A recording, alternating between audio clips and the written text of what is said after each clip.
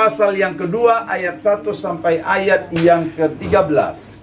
Apa yang kita baca ini adalah riwayat kejadian yang terjadi. Ini bukan cerita, ini bukan dongeng, ini bukan perumpamaan. Tetapi ini adalah kisah nyata dari sebuah keluarga yang taat, keluarga yang setia kepada Tuhan, keluarga yang harmonis, keluarga yang dengar-dengaran. Tetapi jika kita melihat dari ayat demi ayat, rupanya keluarga yang harmonis juga, keluarga baik-baik juga tidak luput dari persoalan, tidak luput dari pengamatan si iblis. Bahkan si iblis sangat tertarik untuk melihat keluarga yang harmonis itu, keluarga baik-baik itu, sehingga ada pernah momen yang dicatatkan bahwa keluarga ini pun sempat memiliki masalah yang sangat berat. Tetapi saya sendiri tidak begitu habis pikir bagaimana bisa kalau kita lihat pada ayat yang pertama. Pada suatu hari datanglah anak-anak Allah menghadap Tuhan, dan di antara mereka apa? Datang juga yang lain. Siapa dia? Menghadap. Wow. Saya khawatir jangan sampai kita sama-sama hadir di ibadah, di persekutuan, di gereja, ya sama-sama semua menghadap Tuhan. Tetapi di antaranya, siapa yang bisa membedakannya? Sama-sama berdoa, sama-sama angkat tangan, sama-sama kusut menyembah, sama-sama girang. Kalau pujian girang-girang, bahkan kaki hampir tidak menyentuh tanah. Tidak ada yang bisa membedakan yang mana ini sebenarnya yang sedang menghadap Tuhan untuk yang positif, sedangkan yang si iblis sudah pasti ingin menghadap Tuhan untuk yang negatif. Karena memang kerjanya si iblis mencuri, membunuh, dan membinasakan. Gak ada kerjanya yang lain. Walaupun kelihatan awalnya manis, pangkalnya manis, awalnya di permukaan yang kelihatan itu manis. Tetapi sebenarnya jika kita lihat di ujung dari semua perjalanan iblis, dari semua tawaran si iblis, di ujungnya itu adalah malapetaka. Nah, bayangkan, sama-sama menghadap Tuhan, anak-anak Tuhan, tentu mereka menghadap, memuji, menyembah, memuliakan Tuhan, dan berdoa kebaikan kepada yang lain. Tetapi ada yang disebut iblis juga menghadap Tuhan, tetapi dia menghadap Tuhan dengan tujuan yang aneh, merusak orang lain. Doanya itu doa kehancuran bagi orang lain, sehingga Tuhan bertanya. Nah, apa pertanyaan Tuhan? Maka bertanyalah Tuhan kepada iblis. Nah, ke kita ini belum pernah kayaknya Tuhan bertanya. Tetapi di sini ayat yang kedua, maka bertanyalah Tuhan kepada iblis, dari mana engkau, iblis? Kira-kira begitu. Lalu jawab iblis kepada Tuhan, dari perjalanan mengelilingi dan menjelajah. Nah, itu sama di kitab Petrus juga dikatakan, si iblis itu sama dengan singa yang sedang mengaum. Mengaum itu jadi tanda singa lapar adalah mengaum. Tanda singa yang tidak lapar, tidur, tutup mulut. Tetapi dia menjelajah ke seluruh bumi, mencari mangsa yang bisa ditelannya. Nah, Tuhan bertanya, dari mana kau iblis? Kok tumben? Kira-kira begitu. Langsung dia jawab, sedang menjelajah dunia ini. Untuk apa? Nah, ini ayat yang ketiga. Firman Tuhan berkata kepada iblis, apakah engkau memperhatikan hambaku Ayub? Ternyata orang-orang baik, orang-orang benar itu menjadi fokusnya si iblis. Orang-orang sukses itu fokusnya si iblis. Jadi hati-hati kalau lagi sukses, berarti engkau lagi masuk daftar listnya iblis. Untuk apa? Untuk dihancurkan, ditelannya. Jadi pastikan bahwa engkau masuk dalam listnya iblis. Sebab dikatakan, dari mana kau iblis? Dia bilang, aku pergi menjelajah. Dan apakah engkau perhatikan hambaku Ayub? Oh, dia katakan dengan jelas dia memperhatikan. Ia tetap tenang dalam kesalehannya, meskipun engkau telah membujuk aku melawan dia. Berarti sebelum kisah ini sebenarnya sudah ada permintaan si iblis untuk Tuhan, coba dong bikin dulu malapetaka, coba dong bikin dulu sesuatu, jangan ikuti maunya Ayub Tuhan, kira-kira begitu. Makanya disebut di sini, apakah engkau memperhatikan hambaku Ayub? Sebab tiada seorang pun di bumi seperti dia, yang demikian saleh dan jujur, yang takut akan Allah dan menjauhi kesalahan. Ia tetap tekun dalam kesalehannya meskipun jadi iblis membujuk Tuhan. Tolong dong Tuhan. Nah, jadi sebelum kisah cerita ini berarti dia udah berulang-ulang ini menghadap Tuhan. Dia membujuk. Jadi bukan sekali saja dia membujuk Tuhan. Tolong dong Tuhan, bikin kasus dong dulu keluarga ini. Terlalu baik-baik, terlalu saleh, terlalu adem-adem aja. Tolong dong Tuhan, terlalu sukses sekali usahanya, terlalu maju. Perkembangannya terlalu pesat, masih keluarga muda, mereka sudah punya rumah, mereka sudah punya ini. Kira-kira begitu cara dia mendakwa. Makanya disebut, meskipun engkau telah membujuk aku untuk melawan dia dan untuk mencelakakan tanpa alasan. Jadi tanpa dakwaan yang jelas, dia ingin jatuhkan dia Tuhan. Saya tidak mau tahu apapun alasannya, yang penting jatuhkan dia. Kira-kira tidak ada alasan dakwaan. Kalau umpamanya, dia itu sombong Tuhan, dia itu tidak peduli tetangga Tuhan, jatuhkan dia. Berarti ada alasan dakwaan. Tapi ini nggak ada alasan, nggak ada ruang untuk menjatuhkannya, tapi dibujuk. Tetapi lihat, lalu jawab iblis kepada Tuhan, kulit ganti kulit. Ini dia coba berperibahasa ini kepada Tuhan.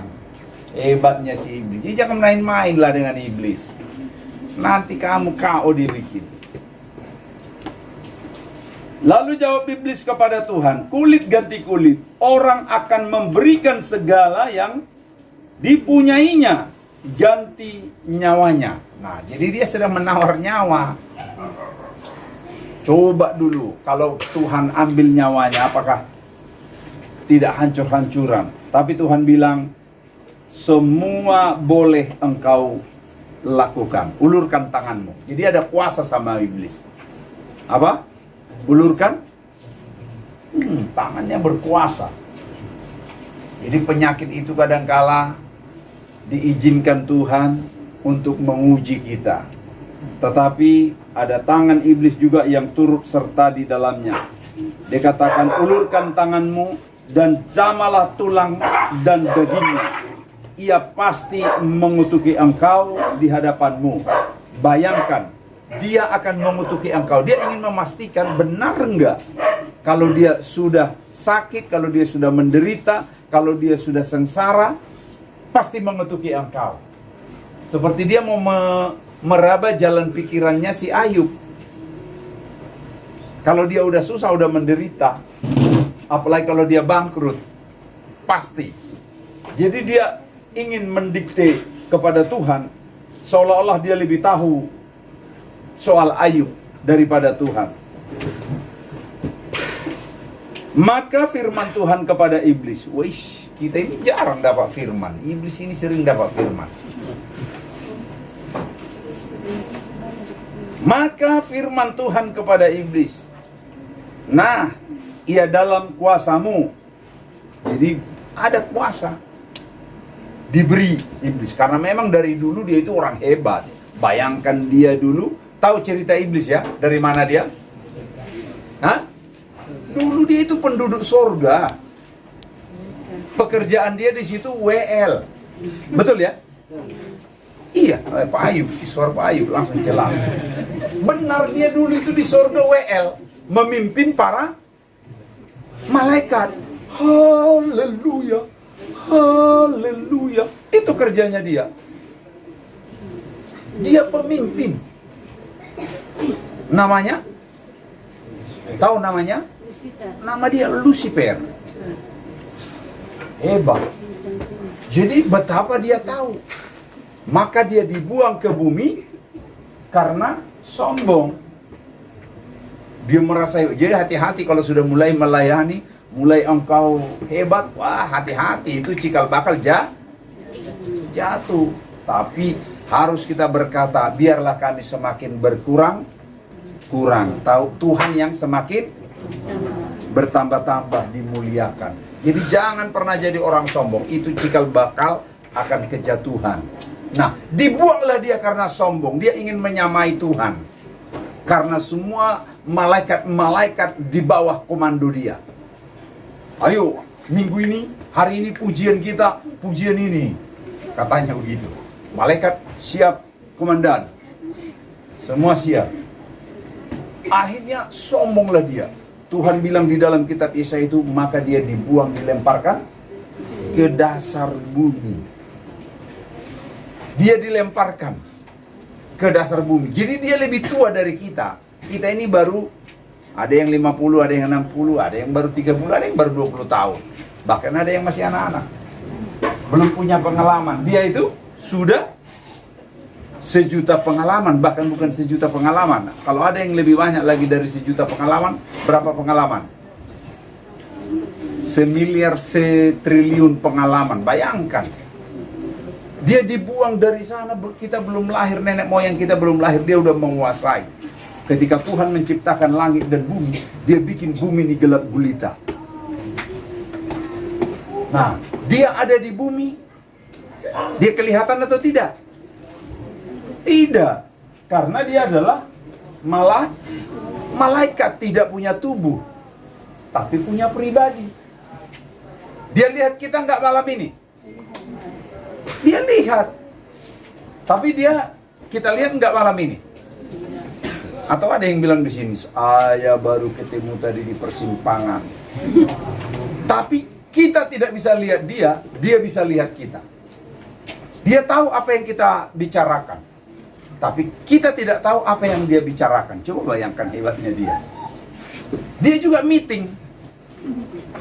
Dia juga di sana meeting. Bagaimana menjatuhkan orang Kristen. Bagaimana menjatuhkan anggota jemaat Narwastu. Tidak. Kalau jemaat Narwastu dia tidak mau. Karena dia tahu semuanya kita apa? Bukan temannya, bukan. Tapi semuanya kita orang-orang yang all out di dalam Tuhan. Jadi dia pikir, kalau Narwastu saya nggak mampu lah. Tapi dia bilang begini, kalau begitu, ayo kita panggil 7 kekuatan lain. Nah ini hati-hati juga, jangan sampai datang 7 kekuatan yang lain. Nah bayangkan, dia konferensi, dia juga membahas seperti ini percis bagaimana menjatuhkan keluarga Ayub yang saleh, yang jujur, yang semuanya kita dengar. Dan 10 anak-anak Ayub semuanya tiap hari didoakan. Tiap hari satu-satu diberi persembahan. Persembahan bakaran. Dia persembahkan ini, persembahan bakaran untuk anakku paling tua. Ini untuk anak yang paling tua. Tiap hari dia. Karena dia orang yang diberkati Tuhan. Tapi iblis tidak senang melihat orang sukses. Iblis tidak suka melihat anak-anak Tuhan bahagia. Maka dia selalu bikin konferensi. Dia bikin meeting. Bahkan mungkin dia bisa saja Google Meet sekarang. Atau Zoom. Karena apalah susahnya bagi dia.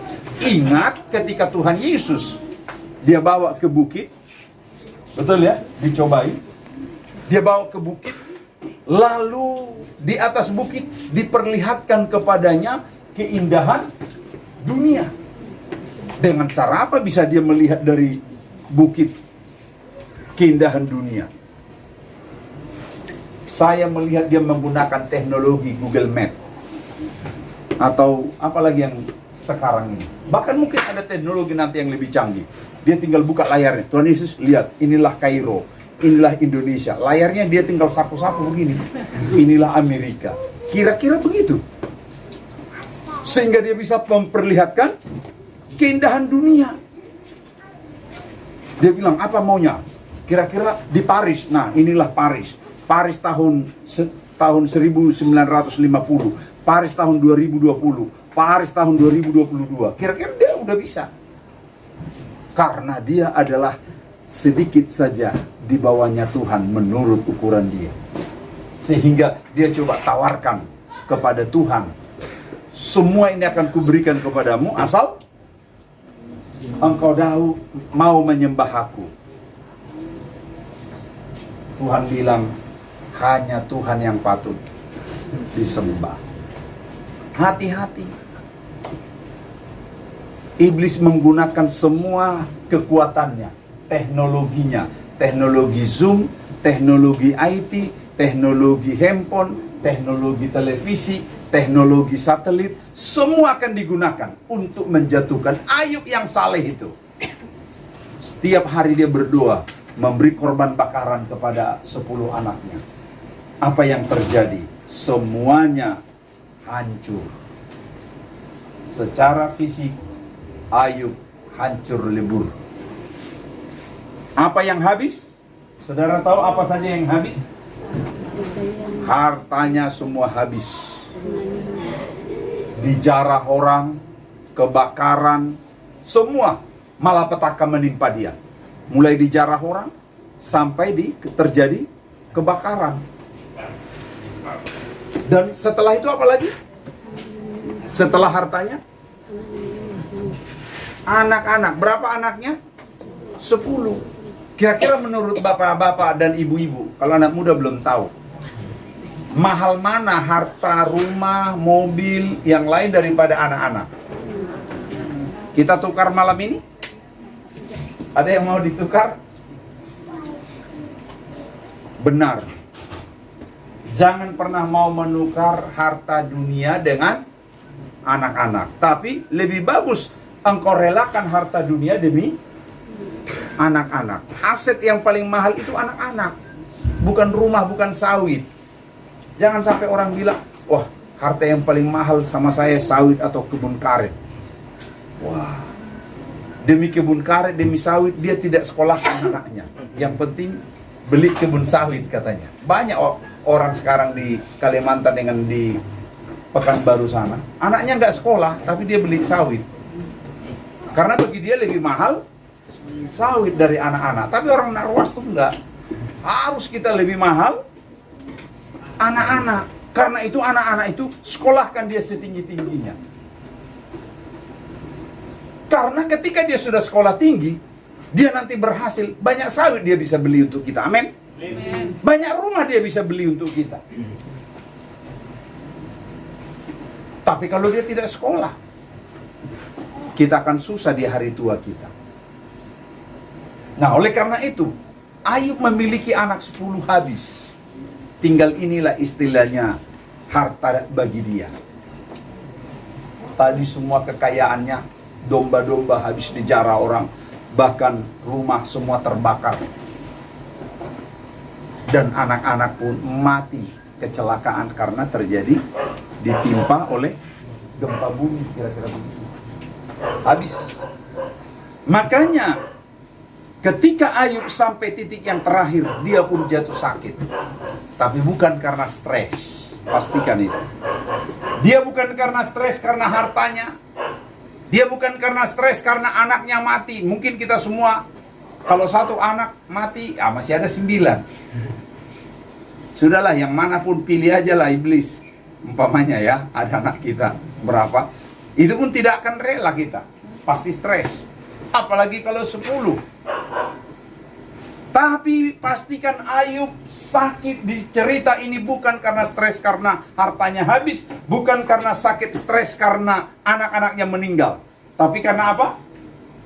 Dia sakit karena memang ujiannya iblis sampai ke tingkat itu.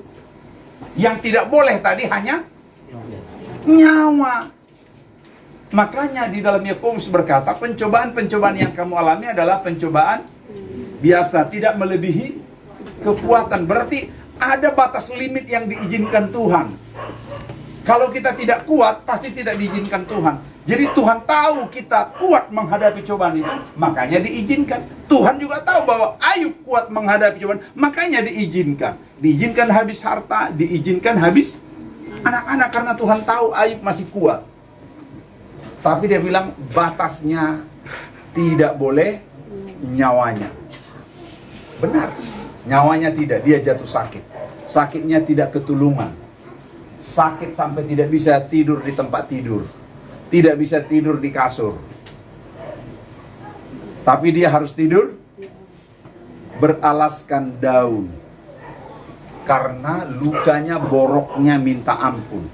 Bukan saja lengket kalau ke kasur, tetapi bau sekali dan akan terkupas badannya bila dia tidur di sejenis kasur atau tikar. Tapi kalau daun, ya sudahlah, air-airnya menyatulah di situ. Istrinya pun menjauh dari dia. Siapa yang mau tidur dengan yang borokan ya? Tapi apa yang terjadi? Dalam kesemuanya itu Ayub tidak berbuat dosa. Dia tidak menghujat nama Tuhan. Dia tidak memperkatakan kesalahan kepada Tuhan. Bahkan dia berkata, sudah selayaknya kita menerima yang baik, maka kita juga harus menerima yang kurang baik. Nah, inilah fleksibilitas sebagai anak-anak Tuhan. Anggota jemaat Narwas itu harus fleksibel. Jangan mau hanya mau diberkati, jangan mau hanya untung. Tapi ada waktunya kita untung. Ada waktunya kita rugi. Hari ini kita, berkatnya melimpah. Tapi ada waktunya kita, berkatnya kecil. Itulah anak Tuhan. Harus seperti Ayub. Selalu fleksibel, menyiapkan mentalnya, menyiapkan imannya, menyiapkan hidupnya untuk dua sisi. Karena di dalam dunia ini, hidup itu selalu bergantian. Ketika kita naik, siap-siap turun. Ketika kita turun, siap-siap naik. Ketika saudara lagi tidak ada uang di dompet hari ini, siap-siap terisi dompet, karena tanggal 1 sudah dekat. Apalagi yang mau terima THR. Kira-kira begitulah hidup. Sehingga jangan terlalu bawa stres, jangan terlalu terbebani. Itulah rumus hidup ini penuh dua sisi. Dan itulah yang membuat Ayub luar biasa. Walau teman-temannya datang, sahabat-sahabatnya datang, memberi penghiburan. Tapi mereka memberi penghiburan tangisan, toh? Betul ya? Mereka justru menangis bersama, meraung bersama. Karena tidak ada yang memberi sepatah kata, nggak ada yang berani. Karena terlalu berat penderitaannya katanya. Tidak ada yang berani sepatah kata. Ya, kami menyampaikan turut berduka cita. Kira-kira begitu, nggak ada. Memang kedatangan mereka untuk berbelasungkawa. Tapi dikatakan di dalam ayat ini tadi, tidak ada yang berani berkata-kata. Karena saking beratnya penderitaannya. Tetapi kita sebagai anggota jemaat Narwas, ingat hidup itu selalu dua sisi. Jangan hanya kita maunya di atas. Ada waktunya kita pun siap di bawah. Nah, jadi hidup ini semua harus dihadapi dengan enjoy. Seperti Ayub yang menyiapkan iman mentalnya dari dua sisi kehidupan. Sehingga dengan demikian apa yang terjadi, Ayub dibalaskan kekayaannya berapa kali lipat? 2 kali lipat. Berapa kali lipat? 2 kali lipat. 2 kali lipat. Anaknya bagaimana? Anaknya lahir bukan 2 kali lipat. Anaknya tetap lahir 10. Bayangkan, masih bisa lahir lagi anak 10. Berarti saya bilang begini, berarti cintanya Ayub kepada istrinya, walaupun tadi seperti itu, berarti cintanya makin berapi-api dong. Masa bisa lahir lagi 10 kalau bukan berapi-api? Nah, jadi mari jadikan keluargamu, desain rumah tanggamu, benturan apapun yang terjadi, cinta suami istri harus makin menyala. Puji Tuhan. Apapun masalah, kendala yang dihadapi di tengah-tengah usaha kita, ingat, siapkan iman yang selalu fleksibel.